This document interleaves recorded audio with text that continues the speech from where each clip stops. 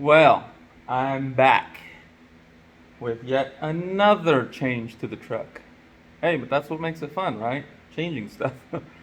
Half the fun in having a hot rod. Well, I'm under the hood doing something. Let me show you. Well, this is our latest upgrade.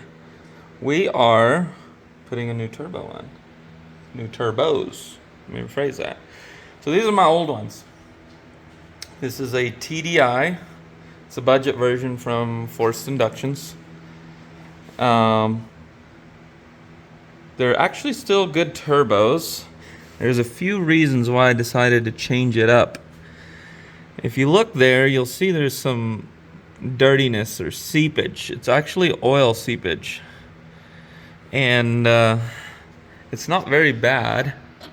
If you look way down there in the wheel, or in the housing, you'll see a little bit of oil down in there too. See if I can focus it. There it goes. There's a little bit of oil down there too. Well, the other turbo was actually a little bit worse yet. I figured I'd find a bunch of oil inside of it, but I didn't. As you can see, there's oil around the edge. It was actually seeping out of the little bolt holes because it was settling down in the bottom of the turbo, which would have been, see if I can get it on camera. I can't really get it on camera, but it was kind of seeping down in there, and the little boost reference right there also had some oil in the boost line too, going to the wastegates. So like I said, it was very minor. You can see on these brackets too, they got oily. But after talking to Jose at Force Inductions, he told me there was a good chance I had overheated the turbos. And this is another crazy part. If you take a look at it, I sure did get them really hot. I feel like this side is worse than the other side, but not a lot worse.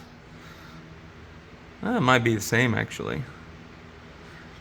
But basically what happened there was that track video where I was running the 9.3, I ended up busting one of my lines. So while I was editing this video, it was at this point that I realized I had never even uploaded those videos from when I ran that 9.3. It wasn't a very good track outing because I only got one good pass in, and just had a lot of problems. And I didn't even know it at the time till we loaded the truck up on the trailer that I had melted a wastegate line, which I'll explain or show you a little bit later in the video. But I figured I'd throw the footage that I did have from that track day, the passes of it going down the track, and I also have a little bit of in-cab footage. So figured I'd throw that in here for a little bonus footage.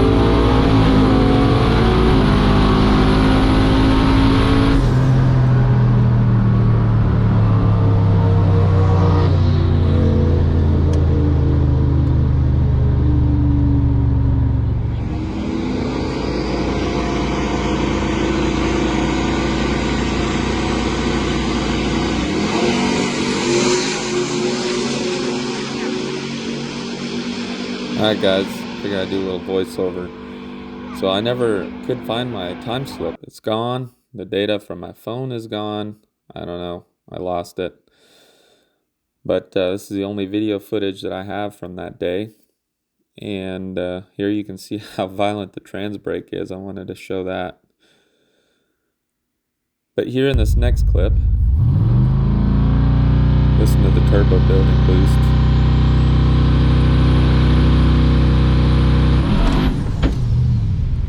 I didn't realize what had happened, but that's the moment when the line had melted.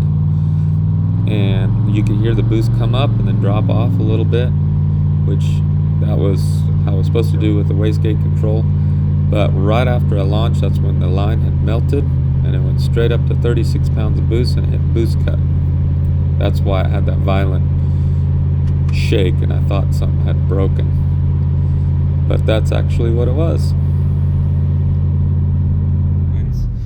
It actually melted the line. It was on the other side. Let me get over there.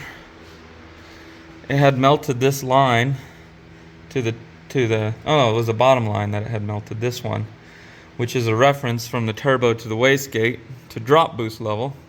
Had melted that hose clean off, and it was way over boosting, and I was trying to build a lot of boost at the starting line because I was having trouble with the turbo spooling so slow.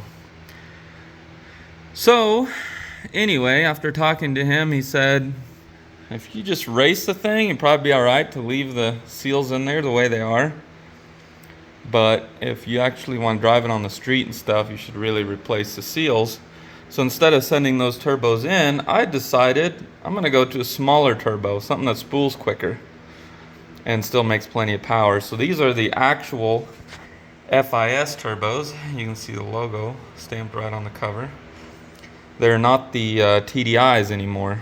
They're quite a bit more expensive, but they have a better upgraded exhaust wheel and a better intake wheel as well.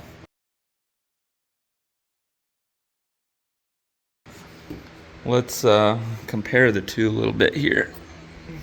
So these are the 66s and these are the new 64s.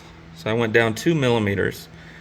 And this is a generation 3 wheel, if I remember correctly, that the TDIs came with. And here on my new FIS turbos, these are a generation 5. So supposedly they're supposed to be quite a bit better. I mean, there's not a huge visual difference, but one thing you will notice is these still have a steel nut on the wheel, where this one, the nut is integrated into the wheel, and therefore making the whole assembly a little bit lighter. The center diameter here is also smaller than this one, therefore allowing a little bit more airflow, obviously way down inside the wheel. So this one is supposed to flow more. Being that it's 2 millimeters smaller, it might actually end up flowing the same amount as that one. Another thing that he mentioned the difference, if you look at the offset angle of the second set of wheels, or the second set of blades, the ones deeper down in there, there's a slight angle on these, and it's more pronounced, more aggressive on this wheel.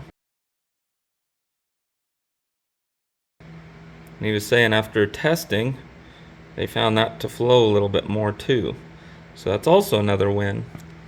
The other thing I did is I also went smaller on the exhaust. I went from a 73 to a 68, which is significantly smaller. But again, this is a TDI wheel, where this is a FIS wheel. And you'll notice the center, the center is quite a bit smaller. See if I can prop these up without damaging any wheels.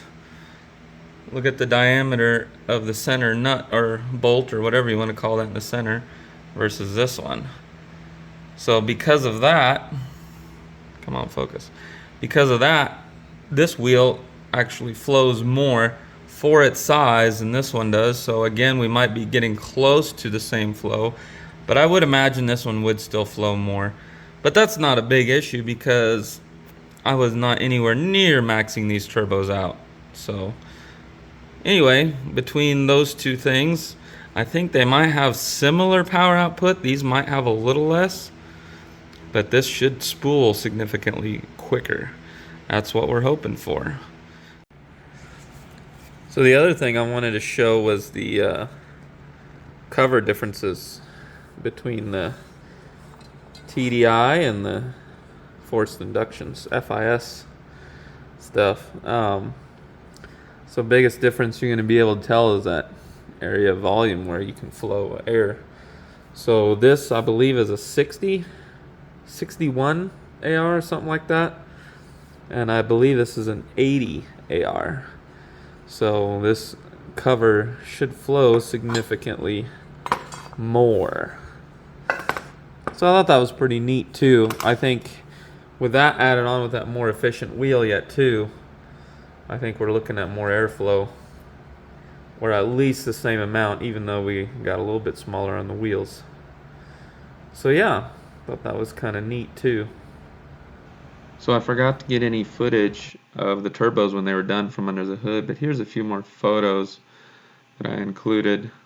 I really do like these turbos. They definitely do spool up quicker. They are a little bit lighter as well, so that's always a plus. And as you can see here, they have very beautiful looking wheels. But yeah, I did make some footage from spool time and also a little bit of testing that I'll include here after this.